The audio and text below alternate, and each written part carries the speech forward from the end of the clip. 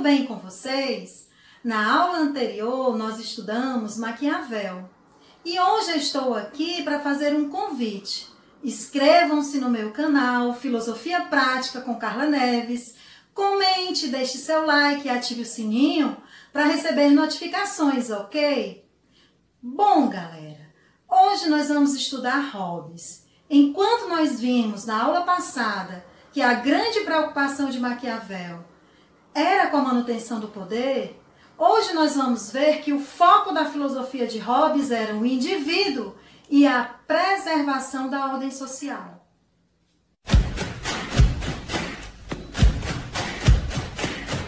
Hobbes nasceu em 1588 de forma prematura. Por quê?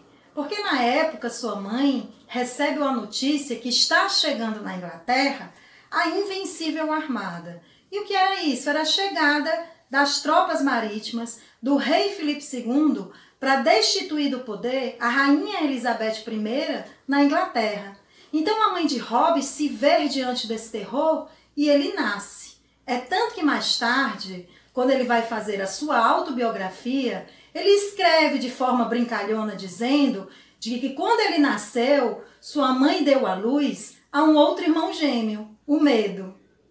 E o medo vai ser um elemento muito presente e marcante na sua obra. Ora, galera, Hobbes vai viver no século XVII, num período marcado pela Guerra Civil, onde de um lado a gente vai ter na Inglaterra aqueles que defendem assiduamente a monarquia absolutista e de um outro lado a gente vai ter aqueles que defendem a monarquia parlamentarista, ou seja, historicamente a gente vai estar diante politicamente de um parlamento que quer cada vez mais a ampliação dos seus direitos. Então, o que acontece com Hobbes? Na realidade, ele se depara com um contexto histórico que vai influenciar a sua visão do homem como cruel, como violento, como egoísta. E isso vai impactar na visão que ele tem do homem como alguém autodestrutivo. Por isso, galera, que é muito comum a gente encontrar nos seus escritos ele dizendo assim, que a natureza humana é de tal forma que nós somos capazes de reconhecer no outro a sua sapiência, a sua capacidade intelectual, mas a grande questão em torno disso é que nós é que somos sábios, nós é que somos os mais inteligentes. Por quê? Porque a gente vê a nossa sabedoria de perto e ao dos outros a gente vê isso de forma bem distante.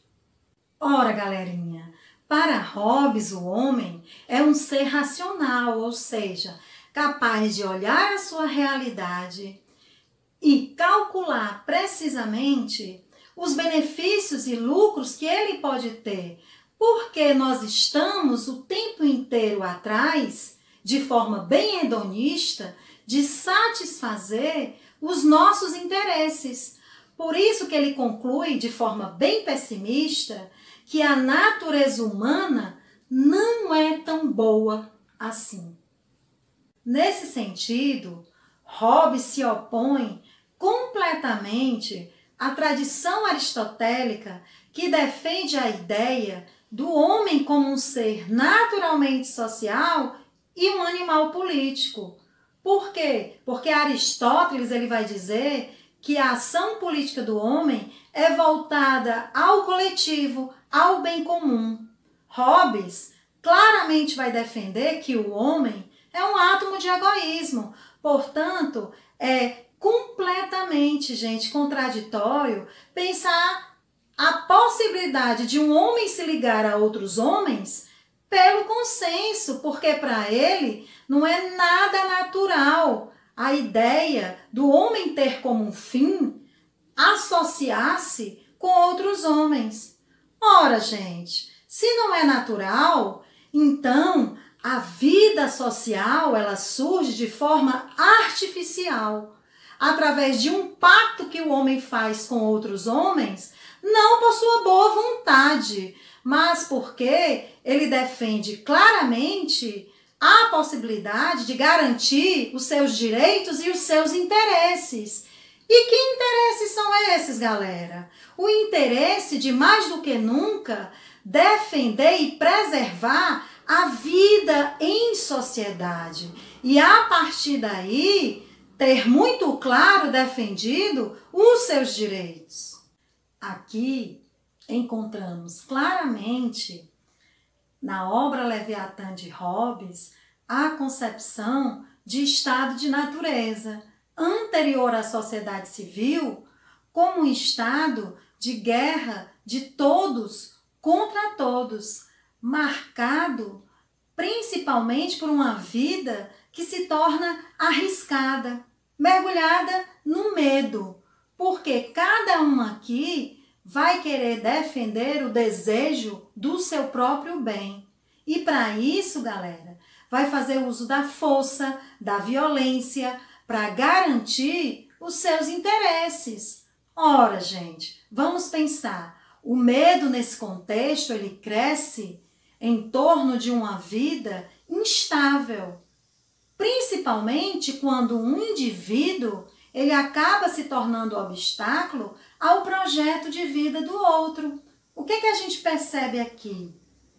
Uma racionalização do egoísmo, marcado principalmente pela competição e pelo desejo incessante de poder.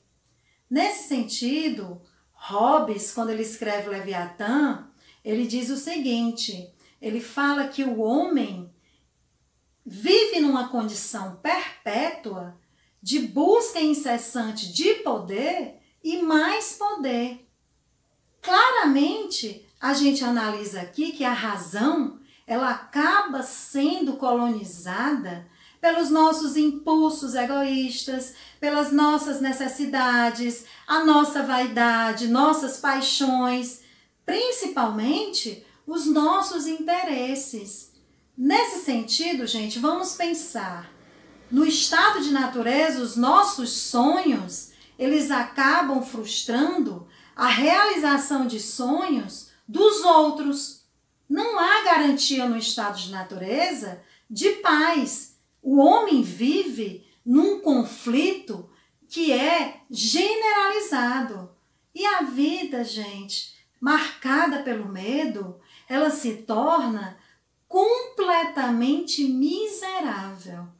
Por isso que Hobbes vai dizer que os homens, movidos pelo medo, eles fazem um pacto social que garanta a paz e a partir daí surge o que a gente compreende como sociedade civil. Mas existe uma peculiaridade no estado de natureza, que é a condição de desobediência. Ora, galerinha, como garantir, assegurar que de fato esse pacto dê certo? Hobbes, ele destaca muito bem que os homens se unem pelo medo e pela razão para poder encontrar uma solução que é o pacto social. Mas, por um outro lado, ele destaca muito bem que é necessário que esses homens renunciem aos seus direitos naturais e transfiram todo o poder a um soberano, para que de fato haja uma vontade única que garanta a paz e a segurança. Quando você, gente, começa a ler o Leviatã, você percebe que nos seus escritos, Hobbes deixa bem claro que isso é muito mais do que um consentimento. É uma verdadeira unidade de todos os homens em uma única só pessoa. Aqui a gente começa a compreender a defesa de Hobbes da monarquia absolutista. Só que, como é no século XVII, galera, ele traz uma forte ruptura com aquela ideia de direito divino dos reis. O poder soberano aqui, ele é legitimado racionalmente pelo contrato social. Então, aquela imagem belíssima de Leviatã, que a gente vê nos livros representa mais do que nunca a essência do Estado absolutista, no qual uma multidão se une e busca nesse Estado a garantia da paz, da segurança, da vida e dos seus interesses. Bom, galerinha, eu vou finalizando por aqui. A gente se encontra na próxima aula, mas eu deixei na plataforma um simulado de questões para vocês resolverem. Um beijo e até lá!